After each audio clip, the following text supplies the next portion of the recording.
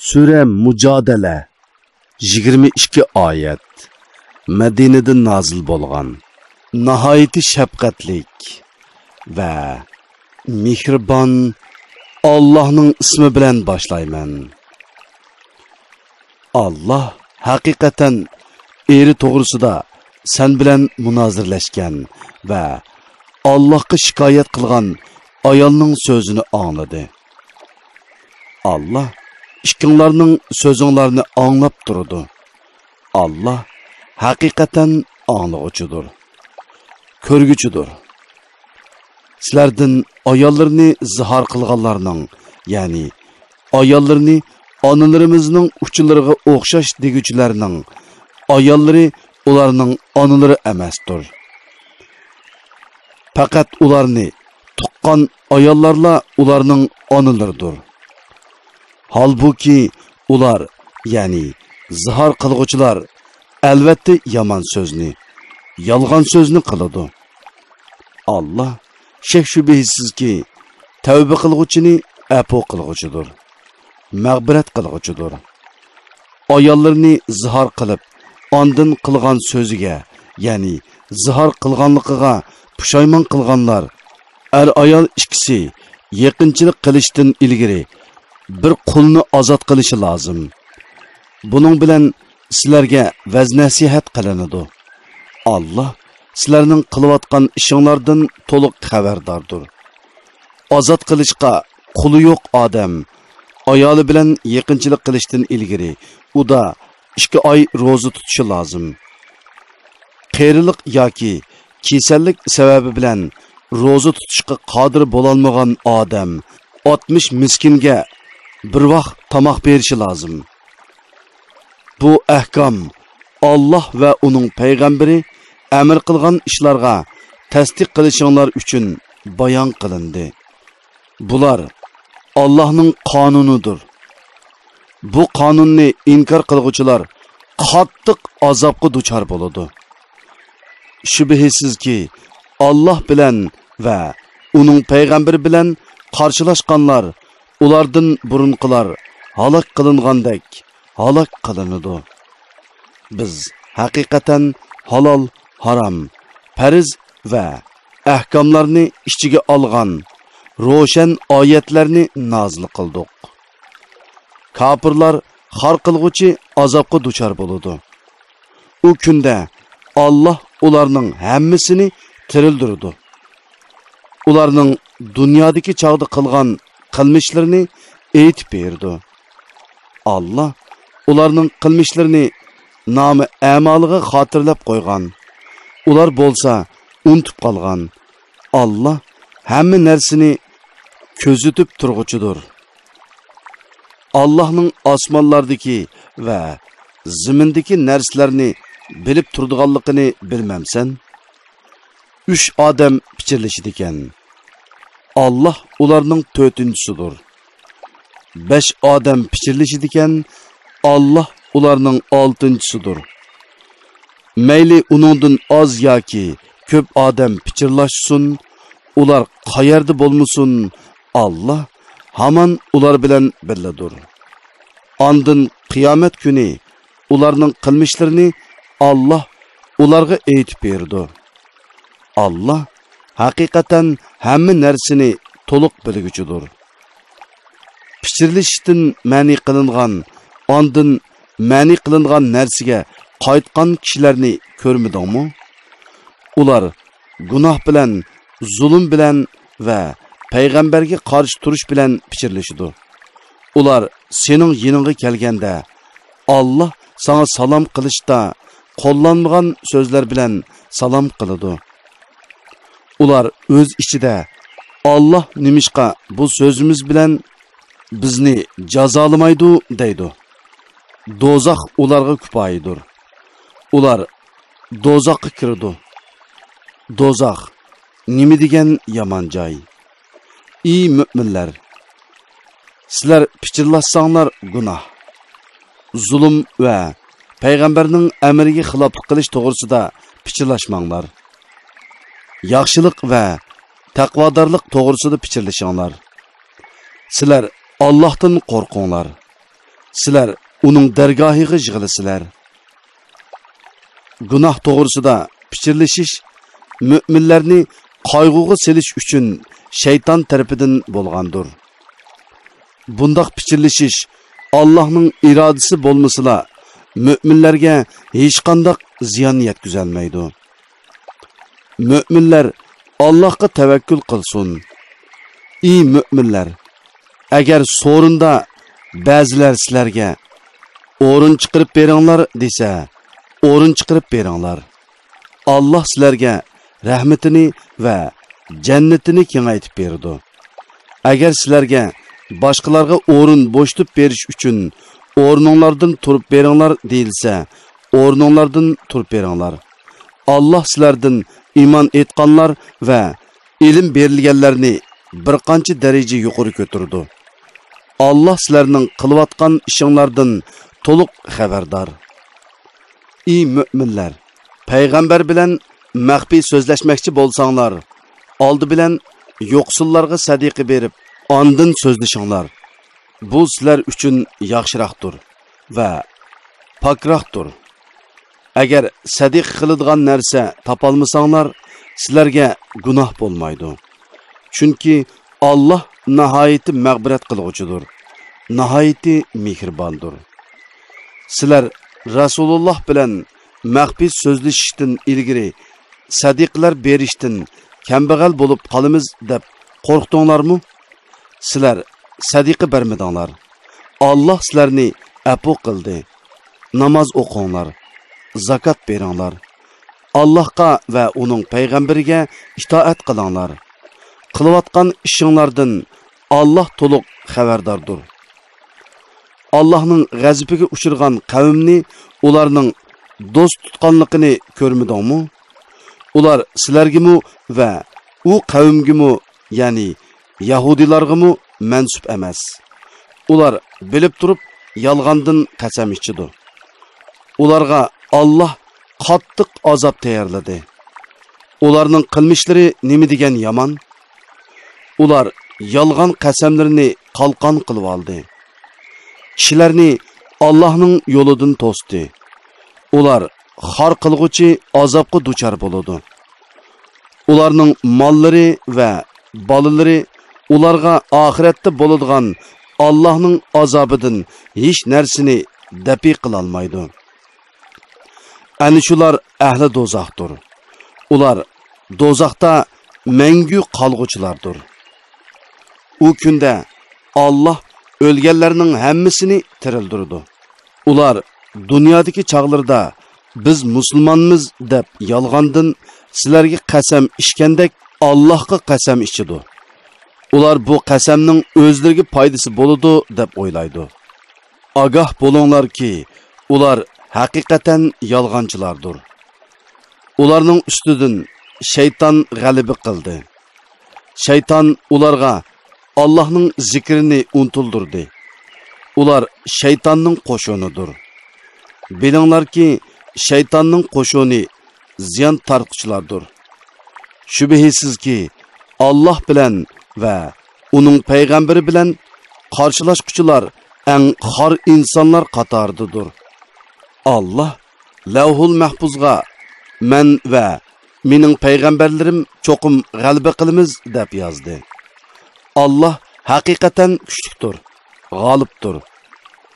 Allohga va oxirat kuniga ishonadigan bir qavmning Alloh bilan va uning payg'ambari bilan qarshilashganlarni ularning onalari, o'g'illari ya qarindoshlari ya urug' tuqqanlari bo'lgan taqdirdimi do'st tutganligini ko'rmaysan. Ya'ni ularni do'st tutishi mumkin emas. Ani shularning dillarida Alloh iymonni mahkam qildi va o'z dargohidan bo'lgan ruh bilan ularni kuchaytdi. Alloh ularni ostidan o'stanglar eqib turadigan jannatlarga kirgizdi. Ular jannatlarda mangu qoladi. Alloh ulardan rozi bo'ladi. Allohdan ularmu mamnun bo'ladi. Ana shular Allohning qo'shonidir. Bilinglarki, Allah'ның qo'shuni maqsadga erishguchilardir. Avlod ovozliq asarlari.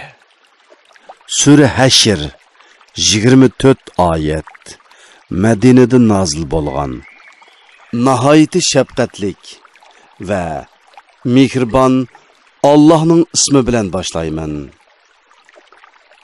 Osmonlardagi va zimindagi narsalarning hammasi Allah'a tasbih etdi. Allah g'olibdir. Hikmat bilan ish qiluvchidir. Allah ahli kitobdan bo'lgan kofirlarni, ya'ni Bani Nazir Yahudilarni tunji qitimliq surgunda o'ylardan haydab chiqardi. Sizlar ularni kuchlik turib, mundaq har holda chiqib ketidi deb gumon qilmagan edinglar. Ular o'zlarining qo'rg'onlarini, o'zlarini Allohning azobidan to'siya oladi deb o'ylagan edi. Ularga Allohning azobi ular o'ylamagan yerdan keldi. Allah ularning dillariga qo'rqinish soldi. Ular o'ylarini o'zlarining qo'llari va mu'minlarning qo'llari bilan buzdi. Ey aql egalari, ularning holidan ibrat elinglar. Agar Allah ularni surgun bo'lishga hukm qilmagan bo'lsa edi, albatta ularni dunyoda o'ltirilish bilan azoblaydi. Ular oxiratda dozoq azobiga duchor bo'ladi. Bu ya'ni ularning surgun qilinishi shuning uchundirki, ular Allah bilan va uning payg'ambari bilan qarshilashdi. Kimiki Allah bilan qarshilashadigan, shubhisizki Allah uni qattiq jazolaydi. Ey musulmonlar, sizlar mayli Bani Nazirning xormalarini kesinglar, mayli uni burun qipeti o'ri qoldiringlar. Hammasiga Allah ruxsat qiladi. Allah'ның mundaq ruxsat qilishi Allah'ның itoatidan chiquvchilarni, ya'ni Yahudilarni rasvo qilish uchundir. Allah payg'ambariga ulardan, ya'ni Bani Nazirning mollaridan qaytirgan g'animatlarni, sizlar ot to'gilarni choptirib, ya'ni ajr qilib, jafo mushaqqat tortib qo'lga keltirgan emas. Lekin Allah payg'ambarlarini xohlagan odamga musallat qiladi. Allah har narsaga qodirdir. Allah payg'ambarga g'animat qilib bergan ahli Qura, ya'ni Qurayza, Nazir, Padak va Xaybar kuffarlarining mollarini ishchanlardagi boylar orasida qo'ldan qo'lga o'tib yurmasligi uchun Allohga, payg'ambarga, payg'ambarning xish aqribolariga, yetimlarga, miskinlarga, ibn sabillarga xos qildi. Payg'ambar sizlarga berganni elinglar. Payg'ambar cheklagan narsadan cheklaninglar. Allohdan qo'rqinglar. Haqiqatan Allohning azobi qattiqdir. U g'animatning bir qismi diyoridan haydab chiqarilgan, mol mulkidan ayrilgan faqir muhojirlarga xosdir. Ular Allohning fazlini va roziligini tilaydi. Allohga va uning payg'ambariga yordam berdi.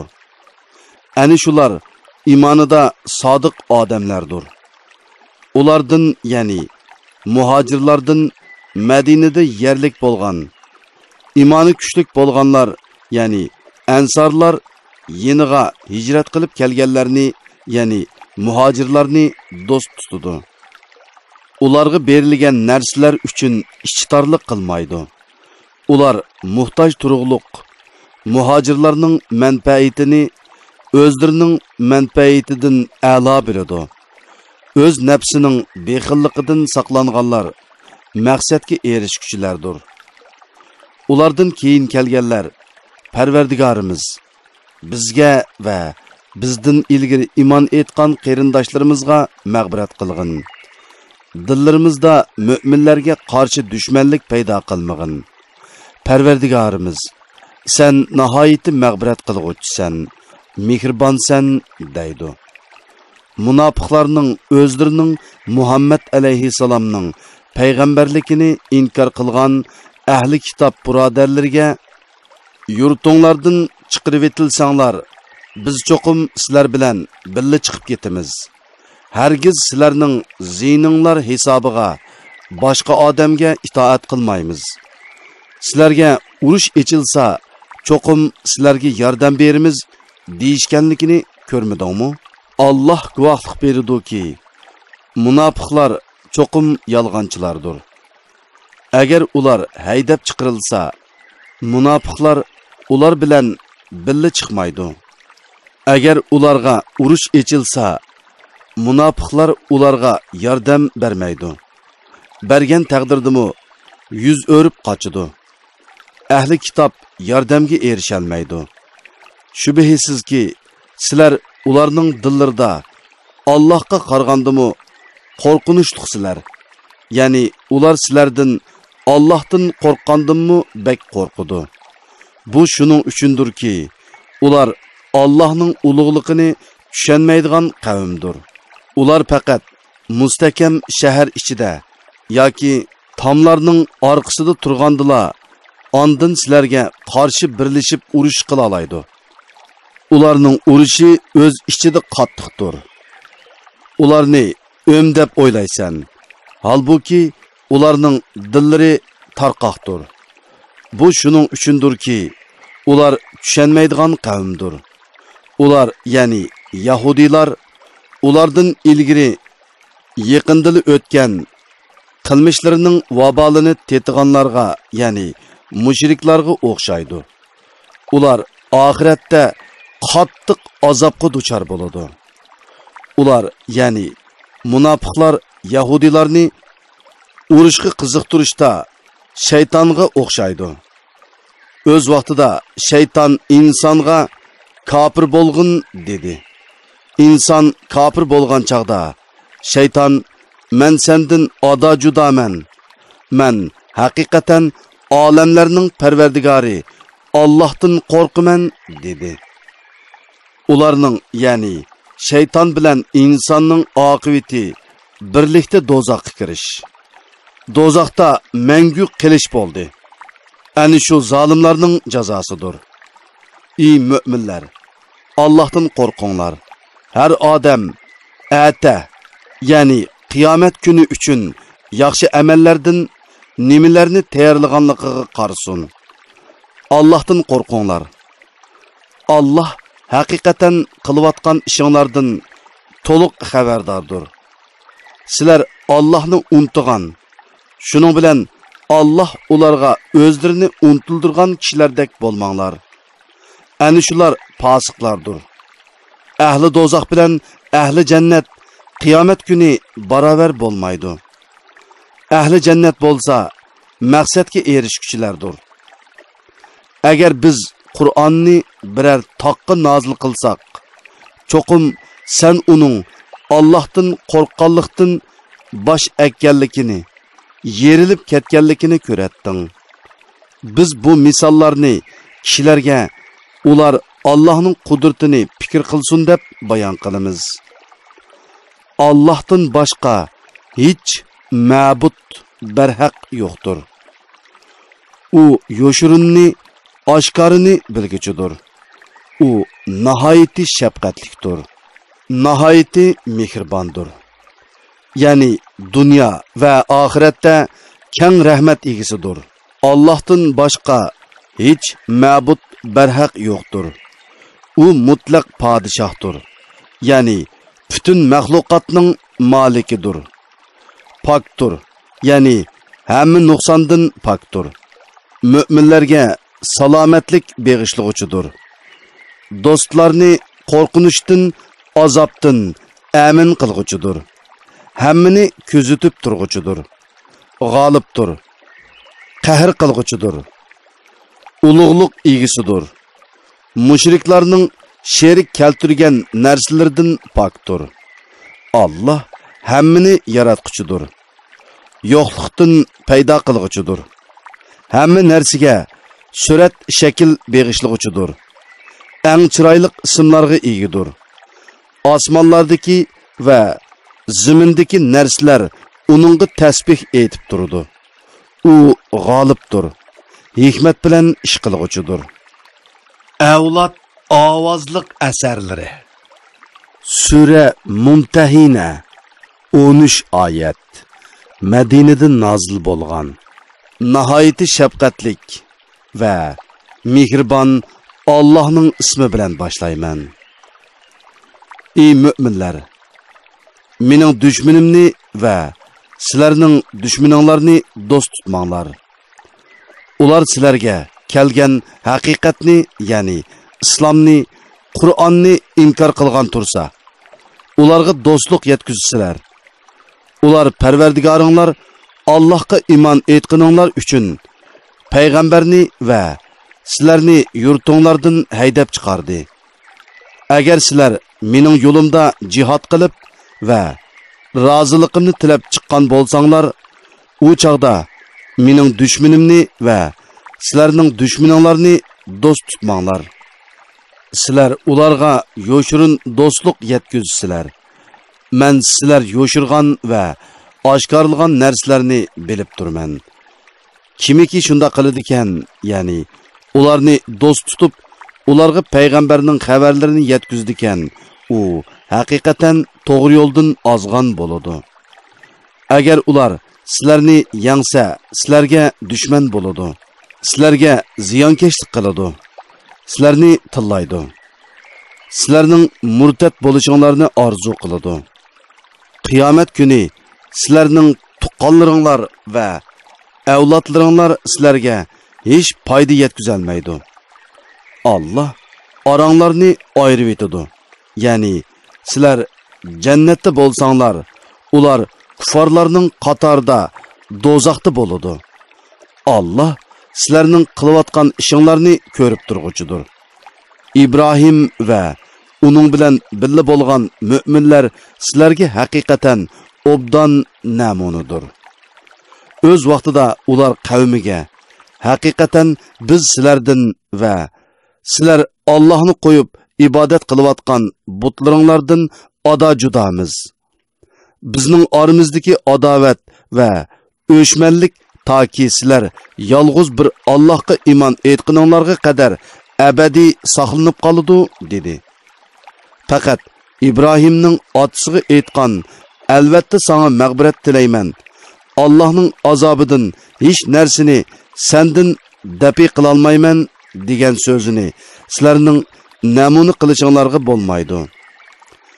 İbrahim va uning bilan birga bo'lgan mu'minlar aytdi: Parvardigorimiz, sana tavakkul qildik. Sana qaytdik. Oxir qaytadigan joy sening dargohingdir. Parvardigorimiz, kafirlarni bizga ziyonkashlik qilish imkoniyatiga ega qilmag'in. Ular bizga musallat bo'lib, bizni ko'tirgili bo'lmaydigan azob bilan dinimizdan chiqarmasin. Parvardigorimiz, bizga mag'firat qilgin. Sen haqiqatan g'olibsan. Hikmat bilan ish qilg'uvchisan. Ey Muhammadning ummati, İbrahim va uningga agashgan mu'minlar sizlarga Allohni va oxirat kunini umid qiladiganlarga yaxshi namunadir. Kimiki iymondan yuz o'riydigan, bilsinki Alloh uningdan va undaqlardan behojatdir.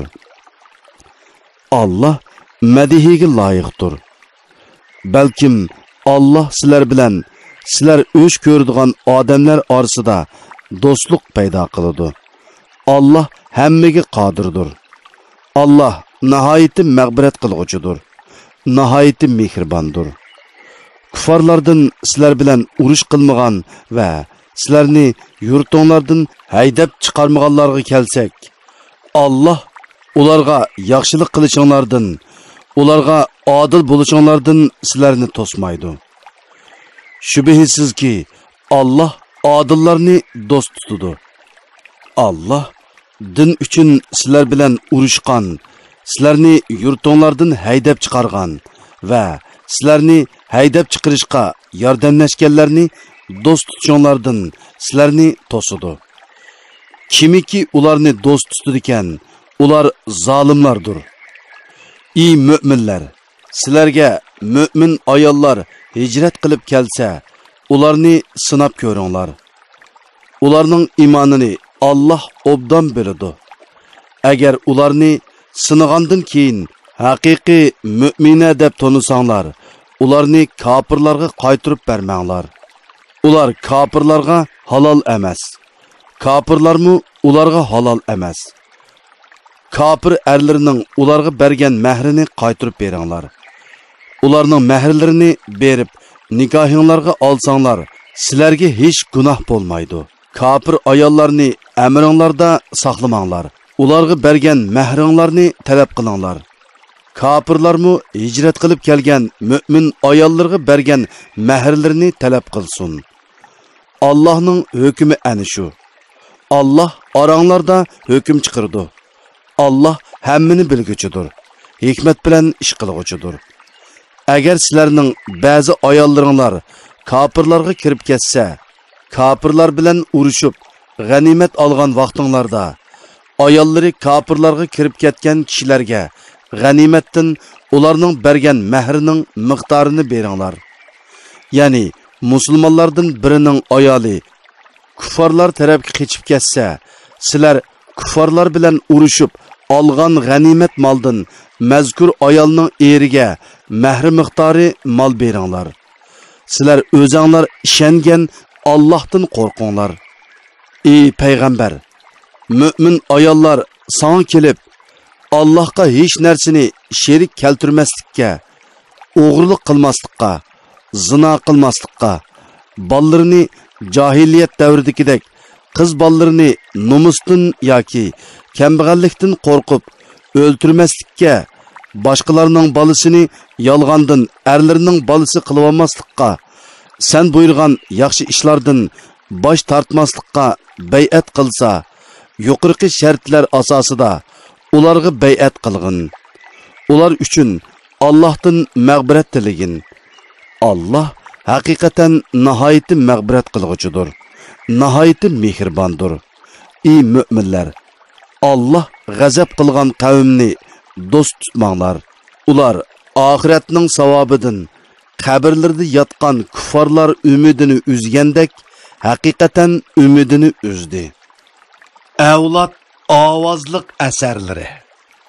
Sura Saf 14 oyat. Madinada nozil bo'lgan. Nihoyat shafqatlik va mehribon Allohning ismi bilan boshlayman.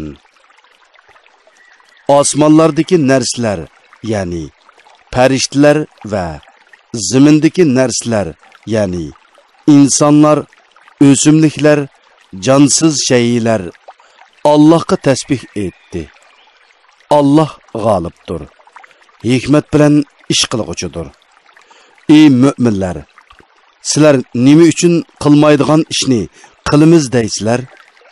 Ya'ni amalda sizlar qilmaydigan yaxshi ishlarni nima uchun og'zinglarda qilamiz deysizlar? Sizlarning qilmaydigan ishni qilamiz deyishinglar Allohning dargohida eng o'ch ko'riladigan narsadir.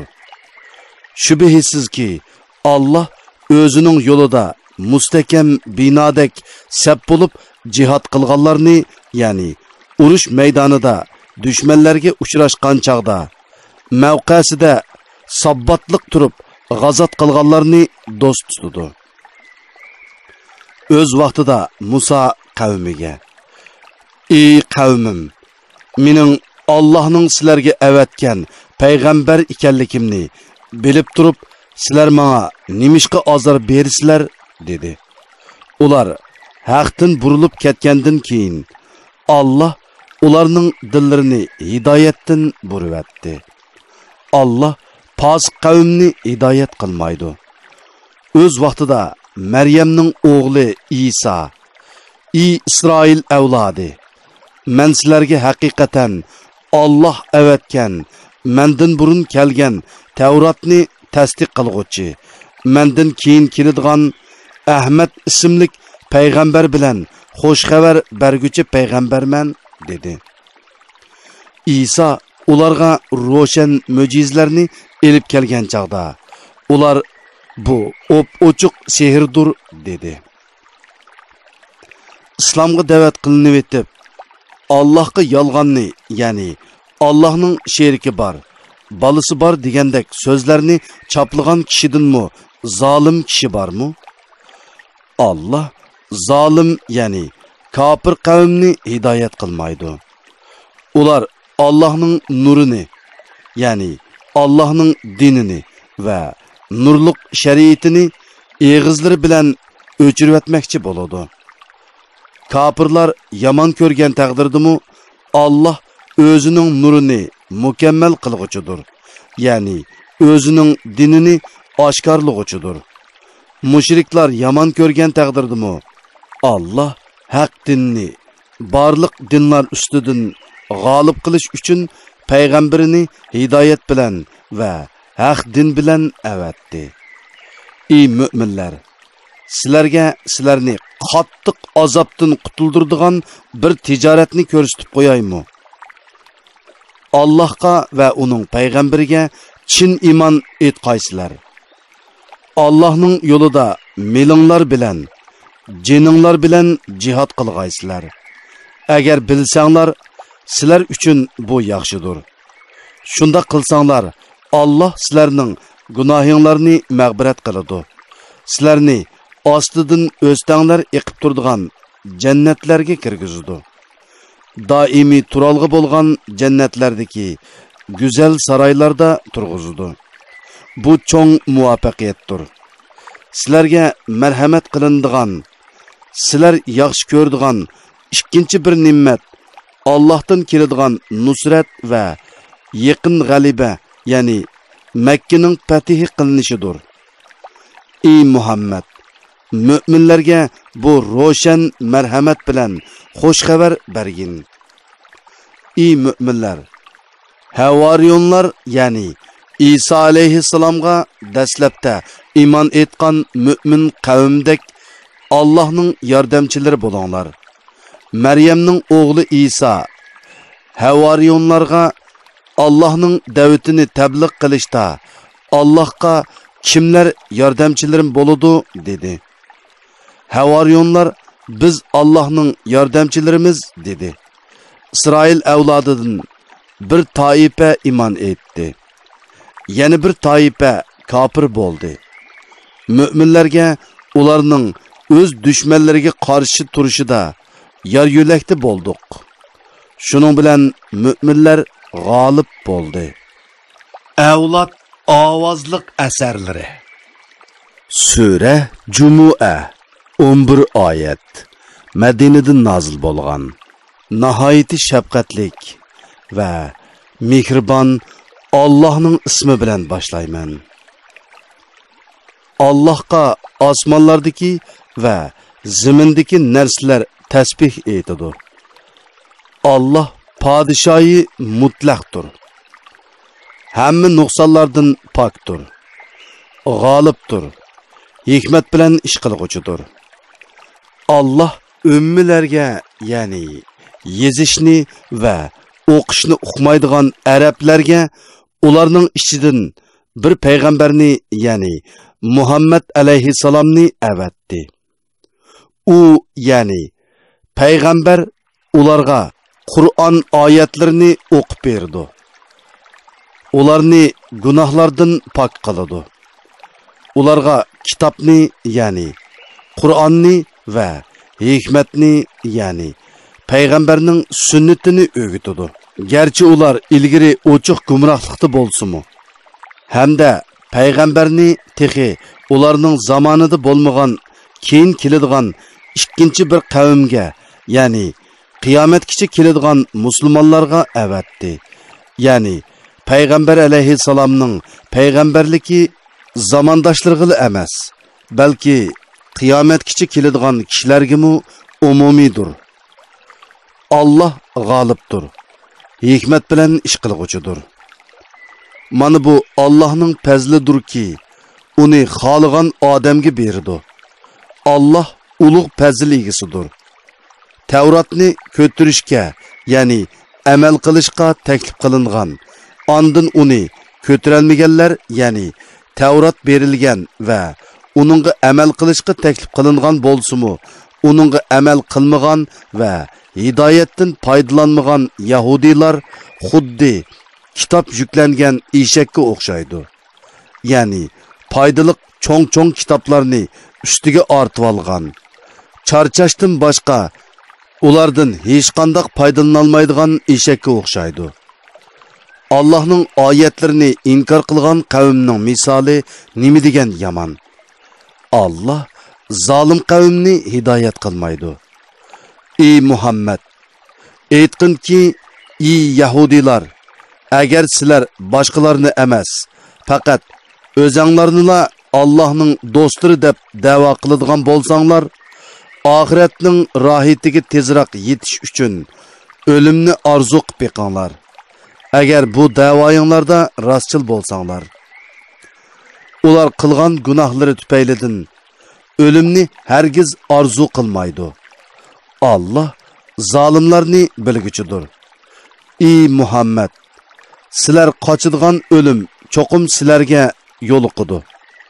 Ondan sizlar g'ayibni va oshkorni bilguchi Allohning dargohiga qaytarilasizlar.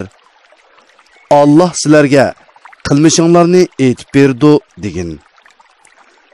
Ey mu'minlar, juma kuni juma namoziga arzon aytilsa, Allohni yod etishga, ya'ni juma xutbasini anglashga va juma namozini ado qilishga oldirab beringlar.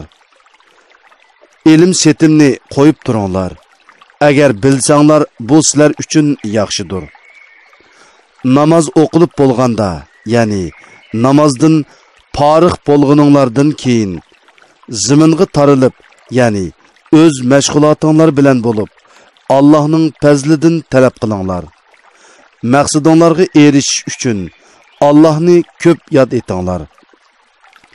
Ey Muhammad, ular biror tijoratni yoki tamoshani ko'rsa, seni o'ri turib xutba o'qiyotgan peting tashlab, uningga, ya'ni tijoratga yugurdi. Ey Muhammad, ularga aytqinki, Allohning dargohidagi narsa, ya'ni savob va ne'mat tomoshadan va tijoratdan yaxshidir. Allah rizq berguchilarning eng yaxshisidir. Avlod ovozliq asarlari. Sura Munafiqun 11 oyat. Madinada nozil bo'lgan. Nihoyatda shafqatlik va mehribon Allohning ismi bilan boshlayman. Munofiqlar sening oldinga kelgan chaqda guvohlik berimizki, sen haqiqatan Allohning payg'ambaridirsan deydi. Sening haqiqatan Allohning payg'ambari ekanligingni Allah biladi. Allah guvohlik berdiki, munofiqlar cho'qim yolg'onchilardir. Ular o'zlarining yolg'on qasamlarini qalqon qilib oldi. Kishilarni Allohning yo'lidan, ya'ni Allohning dinidan to'sdi. Ularning qilmishlari nima degan yomon. Bu shuning uchundirki, ular eg'izlarida ishinib, ondan dillarida inkor qildi. Ularning dillari pechatlandi. Ya'ni dillariga hidoyat yetib bora olmaydi. Ular iymonni tushunmaydi. Ularga qaraydigan bo'lsang, badan qurilishi, salobatligi seni hayron qoldirdi. Agar ular so'zlasa, so'zining fasohatligidan so'ziga quloq solasan. Ilmsiz, aqlsiz, farosatsizlikda go'yo ular tamg'u yo'lab qo'yilgan, chirib qolgan yog'ochlardir. Ular qo'rqinishdan har qanday ovozni o'zlariga qartilgan deb gumonlanadi. Ular sana va mu'minlarga dushmandir. Ulardan hazar ayligin. Allah ularni halok qilsin. ular qandaqmı hidoyatdan gumrohlikqa burilib ketidi? Ularga o'zri aytib, kelinglar, Rasululloh sizlarga mag'firat tilaydi deyilsa, masxir qilish yuzsidan boshlarini silkiydi.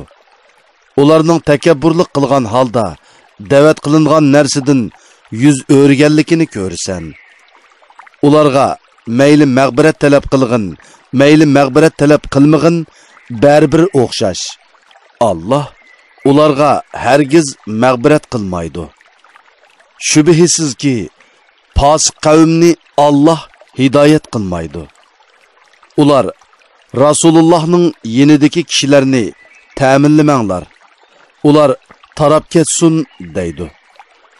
Osmonlarning va zaminning xazinalari Allohning ilkididir. Va lekin munofiqlar Allohning hikmatini tushunmaydi. Ular, ya'ni munofiqlar Madinaga qaytsak, agar aziz odam, ya'ni Abdullah ibn Ubay va munofiqlarning o'zlarini demakchi, eng xor odamni, ya'ni Rasulullohni, mo'minlarni demakchi, Madinadan chiqarib etdi deyishidi. G'alaba Allohga, Allohning payg'ambariga va mo'minlarga mansub. Lekin munofiqlar g'alabining Allohning dushmanlariga emas, do'stlarga mansub ekanligini bilmaydi. Ey mo'minlar, mollaringlar va ballaringlar sizlarni Allohning zikridan, ya'ni Allohning taat ibodatidan g'aflat qoldirmasin. Kimlarki shunda qiladi ekan, ular ziyon tortquchilardir. Biringlarga o'lim kelib, Parvardigorim, nimishqi meni, ya'ni ajilimni bir oz kechiktirmading, sadiq qilib yaxshilardan bo'lar edim deyishdan burun o'zinglarga rizq qilib berilgan narsalarni sadiq qilinglar. Alloh hech odamni ajili kelganda hargiz kechiktirmaydi. Alloh qilayotgan ishinglardan to'liq xabardordir. Avlod ovozliq asarlari. Surat Tag'obun 18 oyat. Madinadan nozil bo'lgan. Nihoyatda shafqatlik va mehribon Allohning ismi bilan boshlayman. Osmonlardagi va zimindagi narsalar Allohga tasbih aytadi. Podshohlik Allohga mansubdir. Jimi hamdu sana Allohga xosdir. Alloh har narsaga qodirdir. Alloh sizlarni xalq etdi. Oranglarda mo'minlarmi bor, kofirlarmi bor. Alloh sizlarning qilayotgan ishinglarni ko'rib turg'uchidir. Alloh osmonlarni va zaminni haq yaratdi. Sizlarni suratga kirgizdi.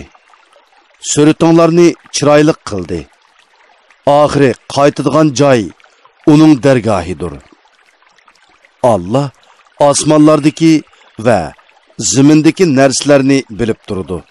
Alloh niyatlaringlardan, amallaringlardan yo'shirganlaringlarni va oshkorlaganlaringlarni bilib turdi. Alloh dilinglardagi sirlarni bilguchidir. Sizlarga ilgari kofir bo'lib, amallarining vabolini tetganlarning xabari kelmadimi? Ular oxiratda qattiq azobga duchor bo'ladi. Bu shuning uchundirki, ularga payg'ambarlari ro'shan mo'jizlar bilan kelgan edi. Ular inson bizni hidoyat qila olamdi dedi. Payg'ambarni inkor qildi. Imondan yuz o'rdi. Alloh ularning iymoniga muhtoj emasdir. Alloh mahluqotdan behojatdir. Madihiga loyiqdir. Kofirlar hargiz tirildirilmaymiz deb gumon qilishdi. Aytqinki, hargiz undaq emas. Parvardigorim bilan qasamki, sizlar cho'qim tirildirilsizlar. Ondan sizlarga qilmishinglardan xabar beriladi. Bu Allohga osondir. Allohga, Allohning payg'ambariga va biz nozil qilgan nurga, ya'ni Qur'onga iymon etinglar. Allah qilayotgan ishinglardan to'liq xabardordir. U kunda Allah sizlarni qiyomat uchun to'playdi. U ziyon tortadigan kundir. Ya'ni u kunda iymonni tark etganligi bilan kofirning ziyon tortganligi, yaxshi amallarni degandek qilolmaganligi bilan mo'minning ziyon tortganligi oshkora bo'ladi. Kimiki Allohga iymon etib, yaxshi ish qiladi ekan, Allah uning yomon ishlarini yo'q chiqardi. Uni ostidan o'stanglar eqib turadigan jannatlarga kirgizadi. Ular u jannatlarda mangu qoladi. Bu katta muvaffaqiyatdir. Allohning birligini va qudratini inkor qilganlar, oyatlarimizni yolg'onga chiqarganlar ahli do'zax bo'lib, ular do'zaxda mangu qoladi. U nima degan yomon joy? Kishiga yetgan har qanday musibat faqat Allohning izni, ya'ni qazosi bilanla yetadi. Kimiki Allohga, ya'ni har qanday musibat Allohning qazosi bilan yetadi degan so'zga ishonadi ekan, Allah uning qalbini savrga yetaklaydi. Allah har narsani bilguchidir. Allohga itoat qilinglar. Payg'ambarga itoat qilinglar. Agar payg'ambarning da'vatidan yuz o'risanglar, payg'ambarga ziyon yo'q, o'zinglarga ziyon. Payg'ambarimizning vazifasi faqat da'vatni ro'shan tabliğ qilishdir. Allohdan boshqa hech ma'bud barhaq yo'qdir. Mo'minlar Allohga tavakkul qilsin. Ey mo'minlar, sizlarning ayollaringlardan, bolalaringlardan sizlarga dushman bo'ladiganlarmi bor? Ulardan ehtiyot qilinglar. Agar ularni afu qilsanglar, kechirsanglar, mag'firat qilsanglar, Allah sizlarni mag'firat qiladi. Allah haqiqatan nihoyatda mag'firat qilg'uchidir. Nihoyatda mehribondir. Sizlarning mollaringlar, bolalaringlar sizlarga Allah tarafidan bir turlik sinoqdir. Allahning dargohida katta savob bor. Taqatinglarning yetishicha Allohga taqvodorlik qilinglar. Va'zini anglanglar. Amriga itoat qilinglar. Allohning yo'lida mollaringlarni sarf qilinglar. Bu o'zinglar uchun foydalidir. Kimiki nafsining bexilligidan saqlanadi ekan, u maqsadiga erishguchidir. Allohga qarzi hassana bersanglar, ya'ni mamnuniyat bilan sadiqa bersanglar, Allah sizlarga uning savobini hassilab beradi. Sizlarga mag'firat qiladi. Allah az yaxshilikqa ko'p savob berguchidir. Halimdir. Ya'ni bandalarni azoblashga oldirab ketmaydi.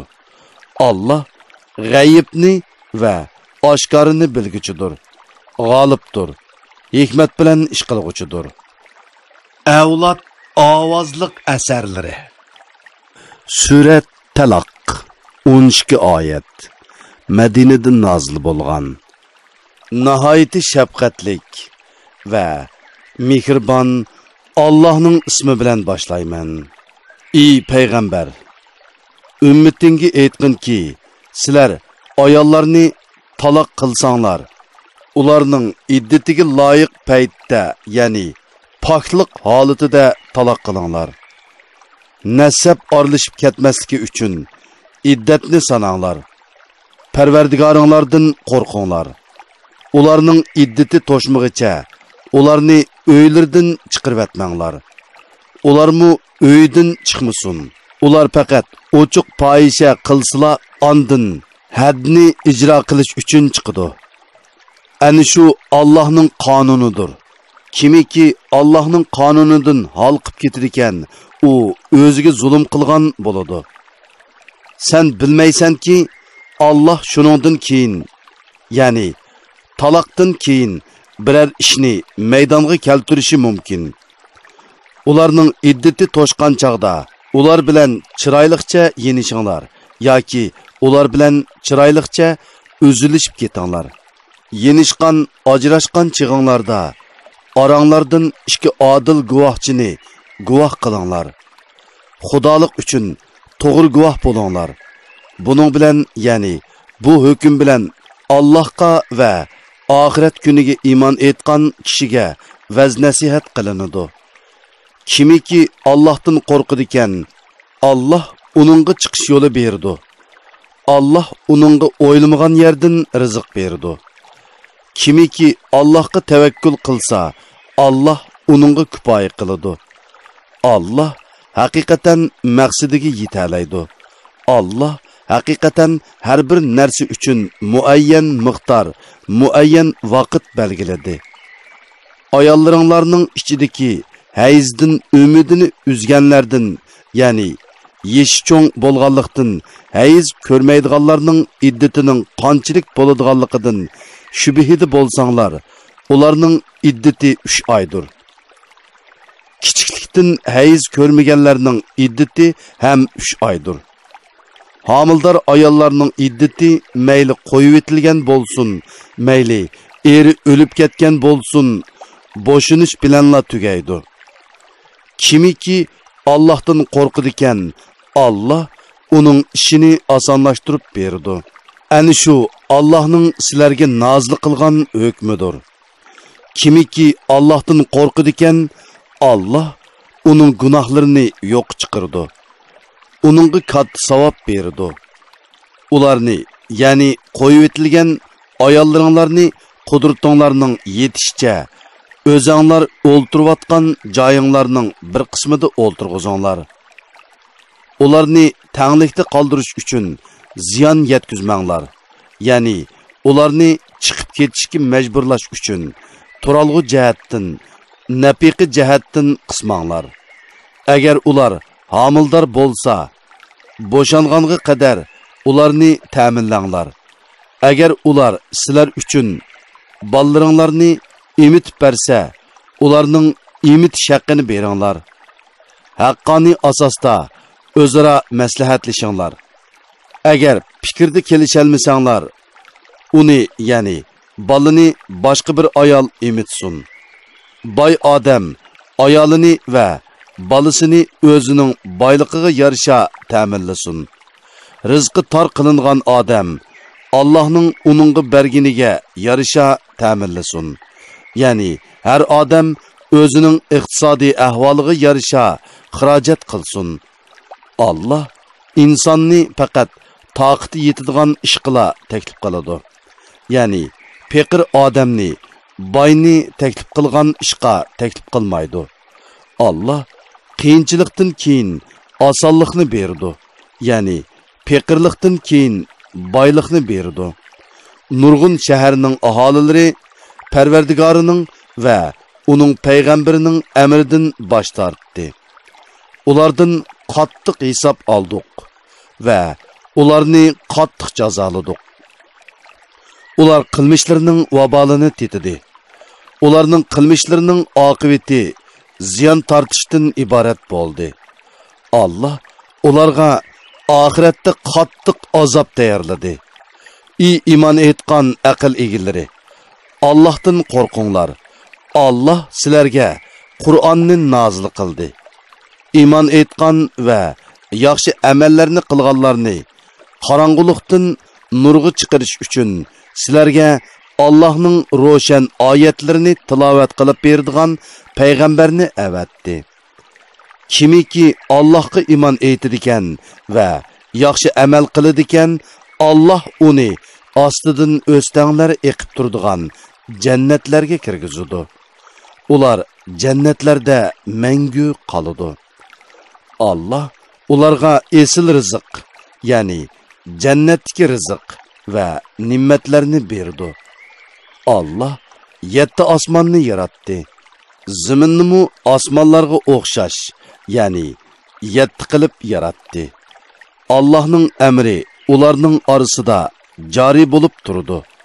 Sizlarga buni bildirishim Allohning hammaga qodir ekanligini va Allohning hamma narsani to'liq biladiganligini bilishinglar uchundir. Avlod ovozliq asarlari. Surat Tahrim 12 oyat. Madinada nozil bo'lgan. Nihoyat shafqatlik va mehribon Allohning ismi bilan boshlayman. Ey payg'ambar, nima uchun Alloh sana halol qilgan narsani ayollaringning roziligini tilash yuzasidan harom qilasan? Allah nihoyat mag'firat qilg'uchidir, nihoyat mehribondir. Allah sizlarga kaforat bilan qasiminglardan chiqishni belgiladi. Allah sizlarning eganglardir. Allah har narsani bilguchidir, hikmat bilan ish qilg'uchidir. O'z vaqtida payg'ambar ayollardan biriga, ya'ni Hafsaga bir so'zni yo'shirin aytgan edi. U, ya'ni Hafsa uni Oyshaga aytib qo'ygan. Allah bo'lsa sirning oshkorlanganligini payg'ambarga bildirgan chaqda u, ya'ni payg'ambar uningga Hafsaga ya'ni Hafsa oshkorlab qo'ygan so'zlarning ba'zisini aytdi, ya'ni yuziga soldi. Ba'zisini aytmadi, ya'ni yuziga solmadi. Payg'ambar uningga sirni oshkorlab qo'yganligini aytgan chaqda u, ya'ni Hafsa, buni sana kim xabar qildi dedi. Payg'ambar, menga buni hammani bilib turg'uchi, hammadan to'liq xabardor Allah xabar qildi dedi. Agar Oysha, Hafsa ikkinglar Allohga tavba qilsanglar, o'zinglar uchun yaxshidir. Sizlarning dilinglar Rasulullohga ixlos qilishdan burilib ketdi. Agar sizlar Rasululloh xo'p ko'rmaydigan ish ustida uningga taqobil tursanglar, u chaqda Allah uning madadkoridir. Cibrilmu uning madadkoridir. Müminlarning yaxshilarimi uning madadkoridir. Ulardan boshqa farishtalarmi uningga yo'lanchikdir. Agar u sizlarni qo'yvatsa, Parvardigori sizlarning o'rninglarga sizlardan yaxshi. Allohning va payg'ambarning amriga bo'ysunguchi, Allohga va payg'ambarga iymon etguchi, itoat qilguchi, gunohlardan tavba qilguchi, ibodat qilguchi, ro'za tutguchi, cho'konlarni va qizlarni uningga berishi mumkin. Ey mu'minlar, o'zinglarni va bola-chaqanglarni inson va toshlar yiqilg'i bo'ladigan, rahim qilmaydigan qattiq qo'l farishtalar muakkal bo'lgan do'zaxdan saqlanglar. U farishtalar Allohning buyrug'idan chiqmaydi. Nimaga buyurilsa shuni ijro qiladi. Ey kofirlar, bugun o'zlari aytmanglar. Sizlar faqat qilmishinglarning jazosini tortsizlar.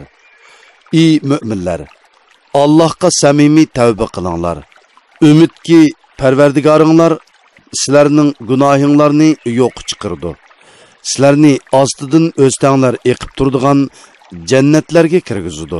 U kunda, ya'ni qiyomat kunida Allah payg'ambarni va uning bilan birga bo'lgan mu'minlarni rasvo qilmaydi. Ularning nuri ularning oldida va o'ng tarafida yuradi. Ular, ey Parvardigorimiz, bizga nurimizni mukammallashtirib bergin. Bizga mag'firat qilgin. Sen bo'lsang haqiqatan har narsaga qodirsan deydi. Ey payg'ambar, sen kuffarlar bilan va munofiqlar bilan kurash qilgin. Ularga qattiq muomala qilgin. Ularning joyi jahannamdir. Jahannam nima degan yomon joy. Allah kuffarlarga ularning mu'minlar bilan tuqqanchiligining foyda bermasligida Nuhning ayolini va Lutning ayolini misol qilib ko'rsatdi. Ular bo'lsa bizning bandalarimizdan ikki yaxshi bandimizning amrida edi. Ularning ikkilisi erlariga iymon etmaslik bilan xiyonat qildi. Ularning erlari, ya'ni Nuh bilan Lut payg'ambar turuqliq. Ulardan Allah'ның azobidan hech narsani dafi qila olmadi. U ikkisiga dozaqqa kirguvchilar bilan birga kiringlar deyildi. Allah iman etganlarga Firavunning ayolini misol qilib ko'rsatdi. O'z vaqtida u: "Ey Parvardigorim, dargohingda menga jannatda bir uy bino qilgin. Meni Firavundan va uning yomon amalidan qutuldirgin. Meni zolim qavmdan qutuldirgin" dedi. Hamda İmronning qizi Maryamni misol qilib ko'rsatdi. U nomusini saqladi. Uningga bizning tarafimizdan bo'lgan ruhni püydidik. Dam uning ichiga kirib, İsa'ga hamildor bo'ldi. U Parvardigorining so'zlarini va nozil qilgan kitoblarini tasdiq qildi va Allohga itoat qilguvchilardan bo'ldi. Avlod ovozliq asarlari.